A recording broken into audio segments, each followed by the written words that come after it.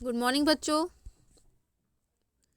आज से हम लोग इकोनॉमिक्स की पढ़ाई करेंगे, क्विक रिवीजन करेंगे। पढ़ाई नहीं करेंगे, रिवीजन करेंगे, क्योंकि पढ़ाई आपके क्लास में ऑलरेडी हो चुकी है। टाइम बहुत कम बचा है एग्ज़ाम के लिए और मुझे लगता है कि आप लोग पढ़ रहे होंगे। आज से हम लोग अब तक जितने भी पेपर हुए हैं अर्थशास्त्र के, वो सारे क्वेश्चन सॉल्व करने की कोशिश करेंगे। एग्ज़ाम से पहले आप इन सभी वीडियो को एक बार देख के जाइएगा, आपका पेपर अच्छा होगा।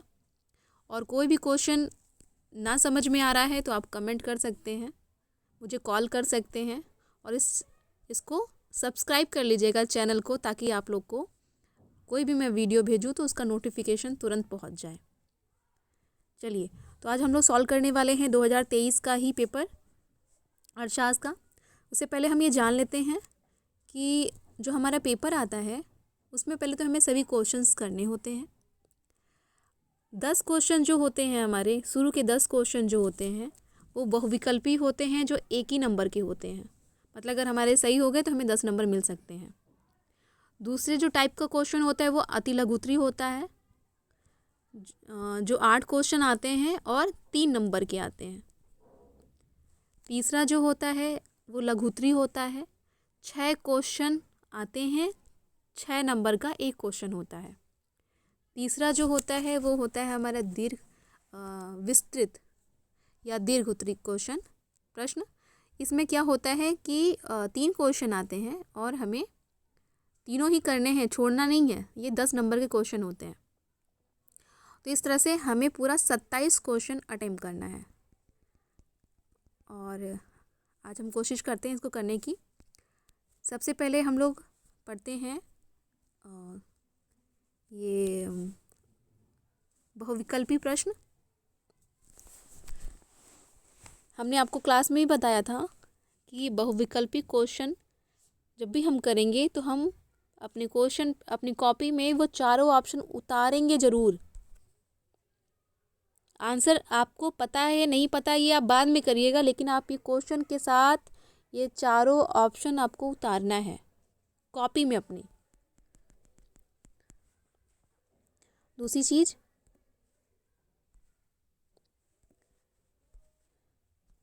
चीज़, आप देख रहे हैं कि 4 ऑप्शन दिए हैं, 4 में से कोई एक ही सही होगा। तो पहला क्वेश्चन ही हमारा क्या है कि समष्टि अर्थशास्त्र किस विचार का अध्ययन किया जाता है। समष्टि अर्थशास्त्र में किस विचार का अध्ययन किया जाता है? तो आपको पता है समष्टि मतलब एग्रीगेट, संपूर्ण, सारा ना। तो हमारे हम लोग समष्टि अर्थशास्त्र की परिभाषा पे नहीं जाएंगे, हम बस ये समझने की कोशिश करेंगे कि जो हमारे 4 विकल्प दिए गए हैं उन चारों में से कौन सा एक विकल्प ऐसा है जो बाकी के तीनों से अलग है। तो आप देखेंगे तो आपको क्लास में भी पढ़ाया गया है कि समष्टि मतलब होता है संपूर्ण, एग्रीगेट। और यहाँ पे लिखा हुआ है हमारा ऑप्शन, क्या लिखा हुआ है? व्यक्तिगत आय, मतलब एक व्यक्ति की आय। व्यक्तिगत बचत मतलब एक व्यक्ति की बचत। व्यक्तिगत निवेश मतलब एक व्यक्ति का निवेश। राष्ट्रीय आय, राष्ट्रीय आय मतलब हमारे देश में जितने भी व्यक्ति हैं या जितने भी निवासी हैं उनकी आय को अगर हम जोड़ दें तो हमें क्या मिलेगा? राष्ट्रीय आय। तो इस प्रकार से हमारा आंसर क्या होना चाहिए? हमारा आंसर होना चाहिए राष्ट्रीय आय, क्योंकि ये तो व्यष्टि का पार्ट हो गया, ये भी व्यष्टि का पार्ट हो गया, व्यक्तिगत निवेश ये भी व्यष्टि का पार्ट हो गया। यही एक ऐसा है जो समष्टि का पार्ट है, इसलिए हमारा आंसर होगा राष्ट्रीय आय। अगला क्वेश्चन है उत्पादन की दृष्टि से दीर्घकाल वह अवधि है जिसमें। तो आपको मैंने पढ़ाया था कि उत्पादन में 2 काल होते हैं, एक होता है अल्पकाल, शॉर्ट टर्म या शॉर्ट रन, दूसरा होता है दीर्घकाल। तो 2 काल होते हैं। अल्पकाल क्या होता है? अल्पकाल में उत्पादन का कम से कम एक साधन स्थिर होता है। उत्पादन के आप जानते हैं 4 साधन होते हैं, उसमें कम से कम अगर एक साधन स्थिर है तो इसका मतलब वह काल अल्पकाल है। ठीक है। दीर्घकाल क्या होता है? दीर्घकाल वो होता है जिसमें उत्पादन के सभी साधन क्या होते हैं? परिवर्तनशील होते हैं, मतलब बदलते हैं, बढ़ाए जा सकते हैं आवश्यकता के अनुसार। उसमें कोई भी साधन स्थिर नहीं होता। अब आइए इसके ऑप्शन देख लेते हैं। पहला है उत्पादन के केवल एक साधन को बढ़ाया जा सकता है। बढ़ाया नहीं जा सकता, क्या हो सकता है? उत्पादन के एक साधन को बढ़ाया नहीं जा सकता, बल्कि उत्पादन के सभी साधन को बढ़ाया जा सकता है। बहुत समय है, लंबा समय है, दीर्घकाल है, लॉन्ग टर्म है। मतलब हम अपनी आवश्यकता के अनुसार हम अपने उत्पादन के साधनों को घटा या बढ़ा सकते हैं। तो इसमें लिखा है एक साधन, एक साधन, इसका मतलब ये क्या हुआ? ये अल्पकाल हुआ।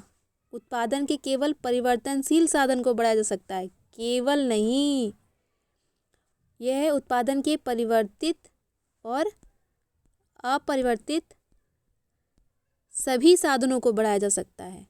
क्या आया? सभी साधन, सभी साधन। यही हुआ हमारा दीर्घकाल। मतलब अल्पकाल वह काल जिसमें उत्पादन के कम से कम एक साधन को स्थिर रखा जाए।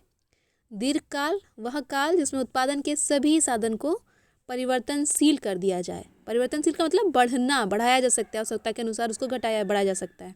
नोट्स में देखिएगा, बहुत अच्छे से लिखाया है मैंने से। अगला क्वेश्चन देखते हैं। 1 रुपये के नोट पर किसके हस्ताक्षर होते हैं? तो अगर आपके पास 1 रुपये का सिक्का है या नोट है तो आप उस पर देखिए। दूसरी चीज़ ये है कि अगर आपके पास 5 रुपये का, 10 रुपये का, 100 रुपये का, 500 रुपये का, 200 रुपये का नोट है तो उस पर देखिए। दोनों देखिएगा, एक साथ 2 क्वेश्चन सॉल्व हो जाएंगे आपके। पहला क्या है? 1 रुपये के नोट पे किसके हस्ताक्षर होते हैं? तो आपको पता है 1 रुपया, 1 रुपये से जितने भी नोट से छोटे सिक्के जो होते थे उस पर जो है भारत सरकार के इसका वित्त सचिव का हस्ताक्षर होता है। ठीक है। और बाकी इससे जो बड़े नोट होते हैं, 2 या 2 से बड़े नोट होते हैं, उस पर हमारे देश का जो केंद्रीय बैंक है, क्या है? RBI, reserve bank of India के गवर्नर के हस्ताक्षर होते हैं। आप जाके नोट उठा के देख सकते हैं। तो ये 2 या 2 से बड़े नोट के लिए, ये 1 रुपये या 1 रुपये से छोटे नोट के लिए, सिक्कों के लिए। ठीक है, इस चीज़ का ध्यान रखेंगे आप लोग, ये क्वेश्चन आ सकता है, इम्पॉर्टेंट भी है। अगला देखिए है, यदि किसी व्यक्ति की आय शून्य हो जाए तो उसका उपभोग का स्तर क्या होगा? अब आप सोचिए कि व्यक्ति की आय शून्य हो जाए तो उसका उपभोग का स्तर क्या होगा? उपभोग मतलब खर्च करना। उपभोग का मतलब सिर्फ खाने से नहीं होता, उपभोग का मतलब खर्च करने से होता है। तो अब बताइए, आपकी तो आय शून्य होती है, आपके पास कहाँ, आप कौन सा आय जनरेट कर लेते हैं, कौन सी आय कमा रहे होते हैं? आप तो डिपेंड अपने मम्मी पापा पे, लेकिन क्या खर्च नहीं करते हैं? मानिए किस महीने आपको पॉकेट मनी नहीं मिल रही है, या मानिए मेरी जो जॉब है, मेरे को एक महीने अगर सैलरी ना दें तो क्या मैं खर्चा नहीं करूँगी? अपना जीवन जीने के लिए मुझे कुछ तो खर्च करना ही पड़ेगा ना। तो मेरी आय, मेरा उपभोग कभी भी शून्य तो नहीं होगा। ऋणात्मक टाइप कोई चीज़ नहीं होती। ऋणात्मक क्या होता है? हाँ, ऋणात्मक मतलब क्या हो गया? उपभोग शून्य होने का मतलब तो समझ में आता, चलो मैं कुछ नहीं खा रही हूँ, मैं कुछ नहीं खर्च कर रही हूँ। ऋणात्मक का मतलब क्या हुआ? तो इस प्रकार जो है अधिकतम, तो बताइए जब आपका आय ही न्यूनतम है, कम से कम आपकी आय है, कम से कम, तो आप अधिकतम कैसे कर लेंगे किसी चीज़ को? आपको अगर 10 ही रुपये मिल रहा है तो आप कैसे 1000 कर लेंगे खर्च? नहीं कर पाएंगे ना। तो इसलिए क्या होगा, आपका उपभोग क्या होगा? आपका उपभोग भी क्या होगा? न्यूनतम। हमारी आय शून्य हो फिर भी हम कुछ ना कुछ पैसा ज़रूर खर्च करेंगे, इसलिए हमारा उपभोग का स्तर जो होगा वो न्यूनतम होगा। शून्य नहीं हो सकता क्योंकि हम कुछ ना कुछ पैसे खर्च कर सकते हैं। अधिकतम नहीं हो सकता, कैसे अधिकतम होगा जब पैसा ही नहीं है हमारे पास, तो आय ही नहीं है। ऋणात्मक भी नहीं हो सकता, होगा न्यूनतम। कुछ ना कुछ न्यूनतम तो हम खर्च करेंगे ही करेंगे। अगला देखिए, मजदूरी होती है, मजदूरी होती है। अब देखिए, आपके घर कोई काम करने आ रहा है, मजदूर है, मजदूरी तो देते हैं ना आप उनको, तो हाथों से दे रहे हैं तो दिख रहा होता है। तो इसलिए ये क्या है, वो स्पष्ट दिख रहा है कि हम उसको 100 रुपये, 500 रुपये, 300 रुपये जो भी है उसकी मजदूरी हम उसको दे रहे हैं। लेकिन आपके जो मानिए बड़ी दीदी हैं या बड़े भैया हैं, आपको पढ़ा रहे होते हैं, कोई बाहर से पढ़ाने आएगा तो उसको आप पैसा देंगे तो वो दिखेगा, वो फिर स्पष्ट लागत हो जाएगा। लेकिन आपकी मम्मी, आपकी जो दीदी हैं या भैया आपको पढ़ा रहे हैं, उसके बदले में आप उनको पैसे नहीं दे रहे हैं, लेकिन वो अपना काम तो कर रहे हैं ना, ये एक तरह से अस्पष्ट लागत हुई। आपकी मम्मी जो दिन भर में पता नहीं कितना काम करती हैं, झाड़ू पोछा करती हैं, खाना बनाती हैं, आप लोग के कपड़े धोती हैं, अगर हर चीज़ के बदले उनको पैसे दिए जाते तो स्पष्ट लागत, लेकिन नहीं दिए जा रहे हैं, लेकिन वो काम कर रही हैं, इसलिए क्या होगा, अस्पष्ट लागत। मैंने आपको दोनों उदाहरण दिए, स्पष्ट लागत और स्पष्ट लागत के, अब आप समझ गए होंगे। मजदूरी चूँकि हम दे रहे हैं, हमको दिख रहा है, इसलिए ये क्या हुआ, ये स्पष्ट लागत का हिस्सा हुई। अगला क्वेश्चन देखिए। अगला क्वेश्चन है कि शुद्ध घरेलू उत्पाद नेट डोमेस्टिक प्रोडक्ट। मैंने आपको क्लास में बताया है, बहुत अच्छे फॉर्मूले आपको मतलब इसके लिखे भी थे, दिखाए भी थे कि जब भी ऐसा हो, क्या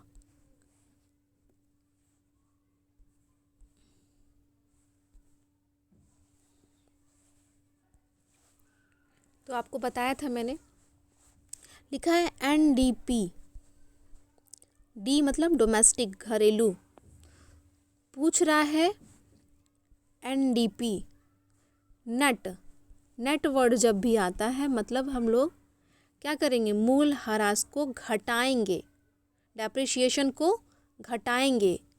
डी है इसीलिए इसका आंसर भी डी ही होगा, एन नहीं होगा, समझ रहे हैं। इसका मतलब ये है कि ये वाला ऑप्शन तो बिल्कुल नहीं होना है, क्योंकि इसमें एन लिखा हुआ है, ये वाला भी नहीं होना है। दूसरी चीज़ मैंने बताया कि जो टूट फूट होती है, पूंजीगत जो हमारी वस्तुएं होती हैं, जैसे मशीनें हैं, इन सब में कुछ ना कुछ टूट फूट होती है, इसी को मूल ह्रास या डिप्रिसिएशन कहते हैं। इसको क्या करते हैं हम लोग, जो हमारा ग्रॉस डोमेस्टिक प्रोडक्ट होता है इसमें से घटाते हैं, माइनस करते हैं, क्योंकि टूट फूट तो इस साल की है, लेकिन हमारा वो जो प्रोडक्ट बना था वो पता नहीं जो है वो इसी साल का है कि पिछले साल का है, इसलिए जो है हम क्या करेंगे, इसमें से हम लोग मूल ह्रास को घटाएंगे। अगला क्वेश्चन देखते हैं। तो इसका आंसर क्या हुआ, इसका आंसर हुआ पहला।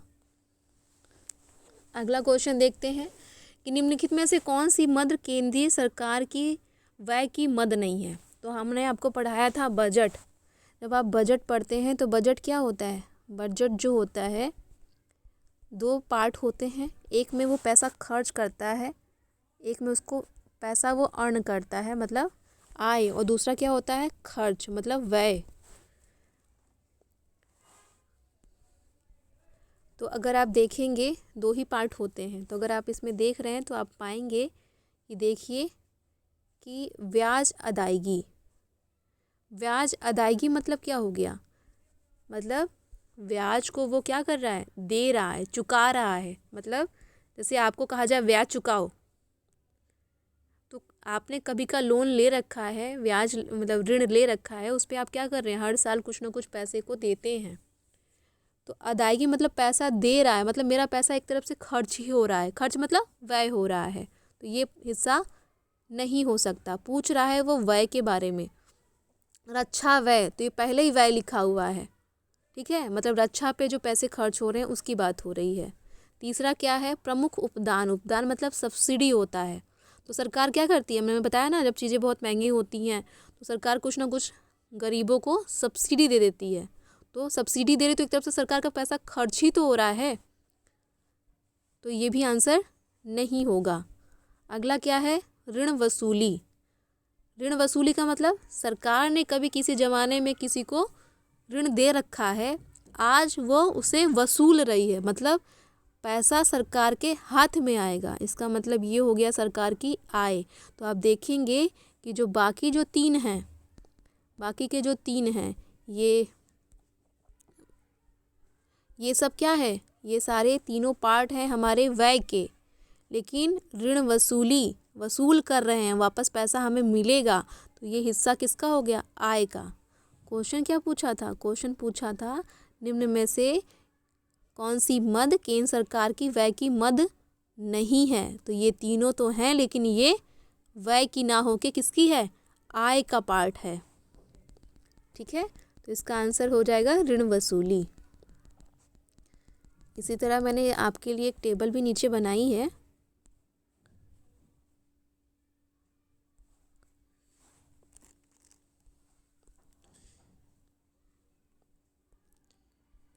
ये देखिए, ठीक है, ये जो आपका बजट होता है, बजट के दो पार्ट होते हैं, एक राजस्व और एक दो घटक होते हैं, एक राजस्व बजट और एक पूंजी बजट। तो राजस्व बजट में जितनी भी राजस्व प्राप्तियां और व्यय होती हैं उनका लेखा जोखा रखते हैं। पूंजीगत बजट में जितनी भी पूंजीगत प्राप्तियों का मतलब जो आय और व्यय का जो मतलब आय और व्यय का जो भी लेखा जोखा होता है उसको रखते हैं। तो इसमें आप देख रहे हैं कि जो ऋण वसूली है, जो ये ऋण वसूली है, ये किसका पार्ट हो गया? ये पूंजीगत प्राप्तियां का हो गया। क्वेश्चन क्या पूछा था? क्वेश्चन पूछ रहा था व्यय के बारे में, और ये है प्राप्तियां। ठीक है, अगला क्वेश्चन देखते हैं।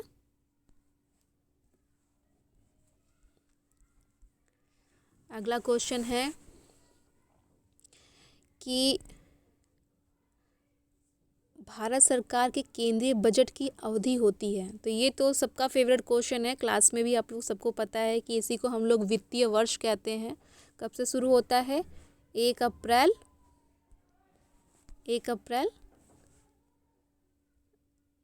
से 31 मार्च तक। ये इसी को सरकार का वार्षिक बजट की अवधि कहते हैं, या इसी को हम दूसरी भाषा में वित्तीय वर्ष कहते हैं। ठीक है, अगला क्वेश्चन देखिए। अगला क्वेश्चन दिया है कि निम्नलिखित में से कौन व्यापार संतुलन का घटक है? तो हम ये क्वेश्चन काहे का है? ये क्वेश्चन है बैलेंस ऑफ पेमेंट से, भुगतान संतुलन से। ठीक है, इसकी पीडीएफ मैंने आपके लिए नीचे रखी हुई है, ये रहा, देखिए। आइए पूरा रिवीजन ही कर लेते हैं। तो सबसे पहले आपको पता होना चाहिए भुगतान शेष या भुगतान बैलेंस ऑफ पेमेंट किसे कहते हैं। तो एक वित्तीय वर्ष में एक देश का अन्य देशों के साथ जो भी आयात निर्यात का लेखा जोखा होता है। आप लोग अब कुछ नया मत पढ़िएगा, जो भी आपके नोट्स में लिखा है बहुत इजी भाषा में लिखवाया गया है, उसे ही पढ़ने की कोशिश करिएगा, उसे ही समझने की कोशिश करिएगा। इसके दो खाते होते हैं। ठीक है, एक होता है चालू खाता और एक होता है पूंजीगत खाता। ठीक है, चालूगत खाते में क्या होता है? चालूगत खाते में आयात वस्तुओं और सेवाओं के आयात निर्यात को हम रखते हैं। ठीक है, किसको रखते हैं? वस्तु और सेवा और एक पक्षीय अंतरण को। ठीक है, इसमें क्या होता है? अच्छा, जो वस्तुएं होती हैं वो तो हमें दिख रही होती है, उनका आयात निर्यात दिख रहा होता है, लेकिन सेवाओं का आयात निर्यात नहीं दिख रहा होता है। इसलिए वस्तुओं के आयात निर्यात को हम लोग दृश्य मदें और सेवाओं के आयात निर्यात को हम लोग अदृश्य मदें कहते हैं।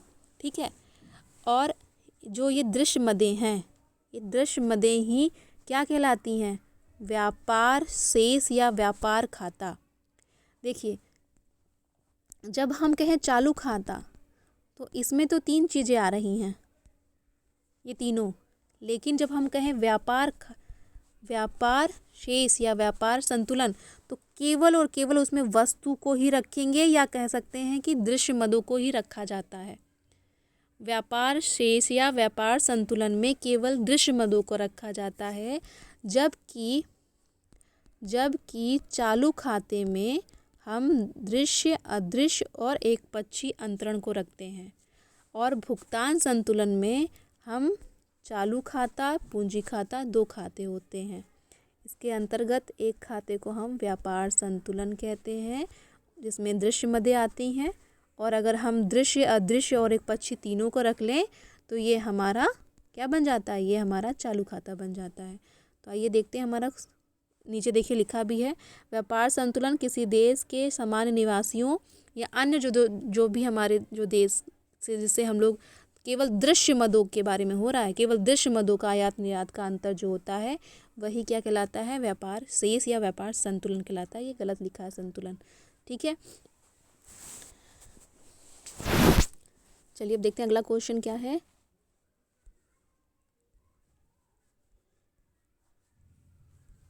हाँ, अगला क्वेश्चन था कौन सा व्यापार संतुलन का घटक नहीं है। तो व्यापार जैसे ही वर्ड आया हमने क्या समझा, व्यापार का मतलब जैसे ही व्यापार शब्द आया हमको तुरंत समझना है व्यापार संतुलन मतलब केवल और केवल वस्तुओं का आयात निर्यात, ठीक है, केवल और केवल वस्तुओं का ही आयात निर्यात।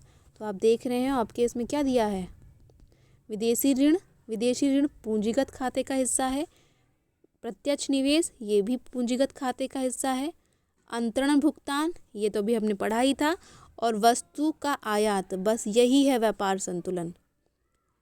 व्यापार संतुलन का मतलब वस्तुओं का आयात निर्यात, भुगतान संतुलन मतलब एक देश का विश्व के अन्य देशों के साथ आयात निर्यात, ठीक है। चालू खाता मतलब जब हम दृश्य, अदृश्य और एक पक्षी हस्तांतरण को रखें तो वो चालू खाता आएगा। पूंजीगत खाता मतलब जब भी हम क्या कर रहे हैं, जब भी हम विदेशी निवेश ऋण को शामिल करते हैं तो पूंजीगत खाता होगा। अपने नोट्स में देखिएगा बहुत अच्छे से लिखा हुआ है। चलिए इसका आंसर फिर क्या हो गया, वस्तुओं का आयात व्यापार संतुलन। अगला है दृश्य निर्यात का अर्थ है। तो अदृश्य मतलब मैंने आपको भी बताया था, दृश्य मतलब हो गया वस्तुओं और सेवाएं जो कि दिख रही होती हैं, अदृश्य मतलब क्या हो गया, सेवा। तो इसमें आंसर ही देखिए सेवाओं का निर्यात। इस प्रकार से आपके आज बहुविकल्पी क्वेश्चन खत्म किए हैं। शाम तक का मैं आपके अति लघु उत्तरी भी क्वेश्चन ख़त्म कर दूंगी। और ऐसे करते करते और आप लोग डेली लगातार वीडियो देखते रहिएगा, आपका रिवीजन बहुत तेज़ी से होगा।